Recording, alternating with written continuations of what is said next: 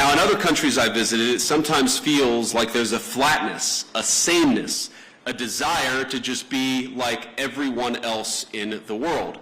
But it's different here. There's a vitality to India, a sense of infinite possibility, of new homes to be built, new skylines to be raised, and lives to be enriched. And there's a pride in being Indian, a feeling of excitement about the days that lie ahead. Now, it's a striking contrast with too many in the West, where some in our leadership class seem stricken by self-doubt and even fear of the future. To them, humanity is always one bad decision away from catastrophe. The world will soon end, they tell us, because we're burning too much fuel, or making too many things, or having too many children. And so, rather than invest in the future, they too often retreat from it. Some of them pass laws that force their nations to use less power. They cancel nuclear and other energy generation facilities, even as their choices, the choices of these leaders, lead to more dependence on foreign adversaries.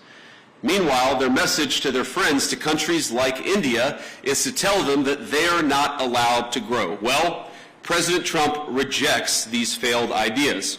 He wants America to grow, he wants India to grow, and he wants to build the future with our partners all over the globe.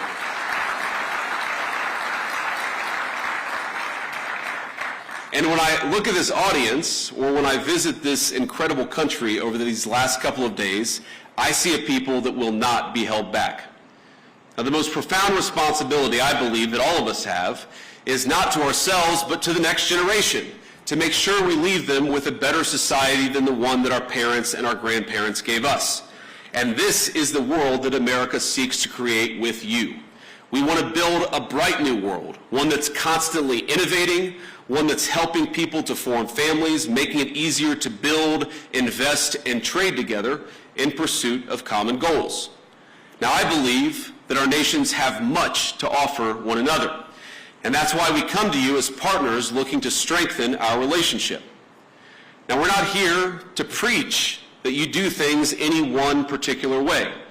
Too often in the past, Washington approached Prime Minister Modi with an attitude of preachiness, or even one of condescension. Prior administrations saw India as a source of low-cost labor on the one hand, even as they criticized the Prime Minister's government, arguably the most popular in the democratic world, and as I told Prime Minister Modi last night, he's got approval ratings that would make me jealous. But it wasn't just India. This attitude captured too much of our economic relationship with the rest of the world. So we shipped countless jobs overseas, and with them our capacity to make things, from furniture, appliances, and even weapons of war. We traded hard power for soft power, because with economic integration, we were told, would also come peace through sameness. Over time, we'd all assume the same sort of bland, secular, universal values, no matter where you lived. The world was flat after all. That was the thesis, and that was what they told us. And when that thesis proved false, or at least incomplete, leaders in the West took it upon themselves to flatten it by any means necessary. But many people across the world, and I think your country counts among them, they did not want to be flattened.